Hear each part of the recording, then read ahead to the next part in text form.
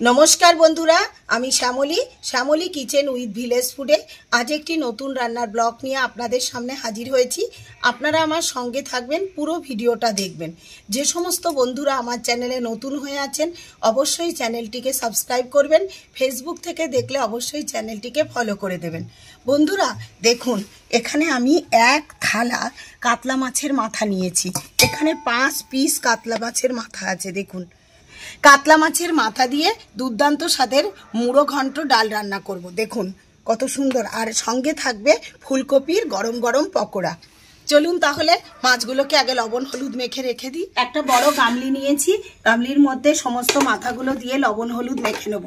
কি রক্ত দেখুন, একদম তাজা কাতলা মাছের মাথা। মাথাটা 10 মিনিট আমি লবণ হলুদ দিয়ে মেখে রাখবো।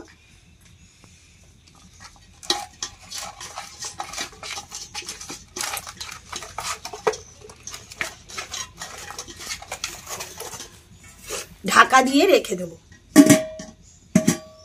এখানে ফুলকপিটা নিয়েছি, এখানে জল বসানো আছে। ফুলকপিটা হালকা অল্প সেদ্ধ করে নেব, কিন্তু অতিরিক্ত সেদ্ধ করলে পকোড়া ভালো হবে না। জল গরম হয়ে গেছে, জলের মধ্যে আমি ফুলকপিগুলো দিয়ে দিচ্ছি। দেখুন বন্ধুরা, ফুলকপি জালে বলক উঠে গেছে। এমতো অবস্থায় ফুলকপিটা নামিয়ে নেব। হালকা ভাপিয়ে নিয়েছি।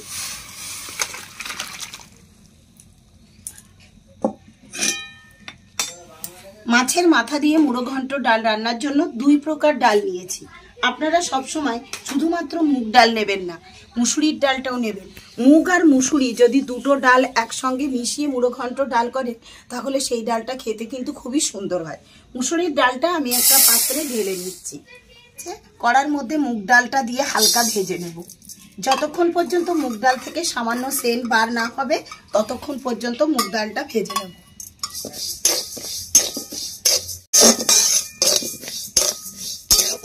মুগ ডাল দেখুন কিছুটা লাল হয়েছে, কিছুটা সাদা আছে, সুন্দর সেন্ট বার হয়ে গেছে, মুগ ডালটা ভাজা হয়ে গেছে। এবার ঢেলে নেব। পকোড়া তৈরি করব, তার জন্য কড়াইতে পরিমাণ মতন সাদা তেল দিয়ে দিচ্ছি। আগে পকোড়াটা ভাজবো, কারণ পকোড়া ভাজার পরে কড়াইতে যে তেল থাকবে তাতে মাছের মাথাটা ভেজে নেব। ফুলকপির পকোড়ার জন্য এখানে যথেষ্ট পরিমাণে বেসন নিয়ে নিয়েছি। আমার একটা ফুলকপি, এই জন্য এইটুকুই বেসন লাগবে। এবার এর মধ্যে দিয়ে দেব পরিমাণ মতো লবণ আর হলুদ। পকোড়াটা যাতে দেখতে সুন্দর হয় তার জন্য দিয়ে দেব উপর থেকে একটু সামান্য কাশ্মীরি লঙ্কার গুঁড়ি। আর এখানে একটু আদা বাটা রয়েছে, আদা বাটাটা দিয়ে দেব।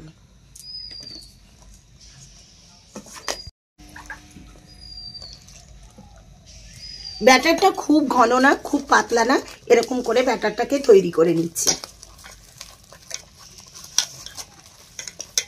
দেখুন বন্ধুরা, ব্যাটারটা কিরকম ঘনত্বের করেছি। অতিরিক্ত জল দেইনি, অতিরিক্ত পাতলাও করিনি, আবার অতিরিক্ত ঘনও না। ঠিক এরকম হাতে লেগে লেগে থাকবে। এরকম ব্যাটারটার মধ্যে এক একটা করে ফুলকপির পিস চুবিয়ে নেব আর দিয়ে দেবো তেলে।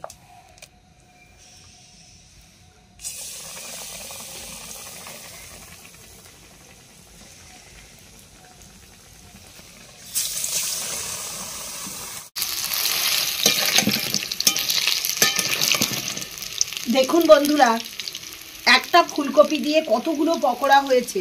ছোট ছোট পিস করেছিলাম, যেই বেসনের লেইতে চুবিয়েছি কত বড় বড় পকোড়া তৈরি হয়ে গেছে। সমস্ত পকোড়াগুলো ভাজা হয়ে গেছে, এবার তুলে নিচ্ছি। দেখুন বন্ধুরা, কড়াইতে ফুলকপির পকোড়া ভাজার অনেকটা তেল রয়ে গেছে। এই তেলের মধ্যে যে মাছের মাথাগুলো ম্যারিনেট করে রেখেছিলাম এগুলো ভেজে নেব। দুটো করে মাথা একবারে দিয়ে দিলাম। বন্ধুরা দেখুন, এক পাশে কতগুলো মাছের মাথা ভাজা হচ্ছে। দুটো মাথা ভাজা হয়ে গেছে, 3টে মাথা ভাজতে বাকি। এবার আমি ডালটা সেদ্ধ করতে বসিয়ে দেবো। বড় কড়া বসিয়ে দিলাম, জল ঢেলে দেবো।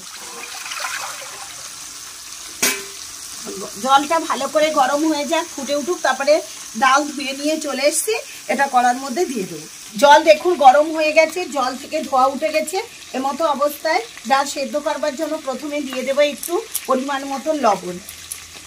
আর এখানে রয়েছে চেরা কাঁচা লঙ্কা, চেরা কাঁচা লঙ্কাটাও দিয়ে দেবো। দিয়ে এবার যে ডাল ধুয়ে রেখেছি মুগ মুসুরি মেশানো ডালটা দিয়ে দিচ্ছি। এই ডালটা কিন্তু কোনো রকম বেশি ঘন না বেশি পাতলা না, এরকমই হবে। অতিরিক্ত পাতলা হলে কিন্তু মুড়ো ঘন্ট ডাল খেতে ভালো লাগে না। দেখুন বন্ধুরা, ডালটা কত সুন্দর সেদ্ধ হয়েছে। এবার ডালটাকে আমি ভালো করে ঘুটে দেব।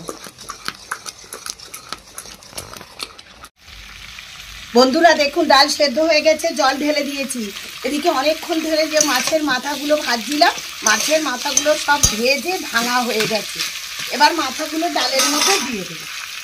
দেখুন এক কড়া পুরো মাছের মাথা এবার এর মধ্যে দিয়ে দিলাম।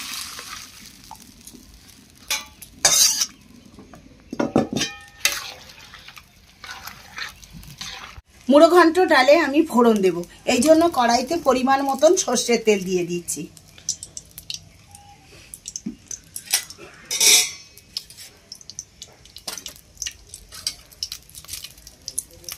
লঙ্কাটা লাল লাল করে ভাজা হয়ে যায়। শুকনো লঙ্কা লাল লাল করে ভাজা হয়ে গেছে।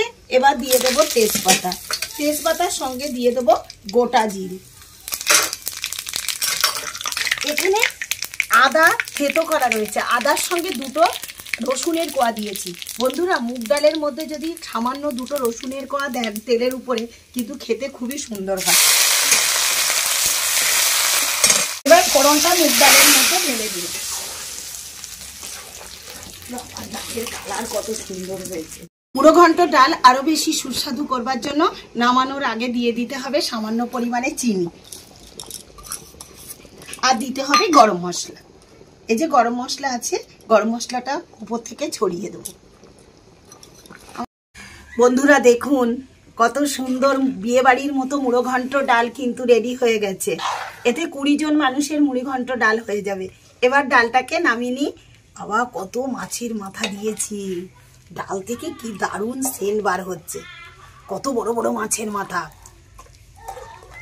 বন্ধুরা দেখুন, 2 গামলা মুড়ো ঘন্ট ডাল নিয়ে চলে এসেছি। মুড়ো ঘন্ট ডালটা একটু পাতে নিয়ে নিই। দারুণ ডালের সেন্ট বেরিয়েছে।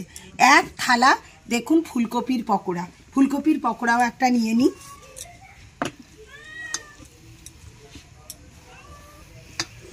সকাল 9টা বাজে, গরম গরম ধোয়া ওঠা ভাত, মুড়ো ঘন্ট ডাল আর ফুলকপির পকোড়া। খেয়ে দেখি কেমন লাগে।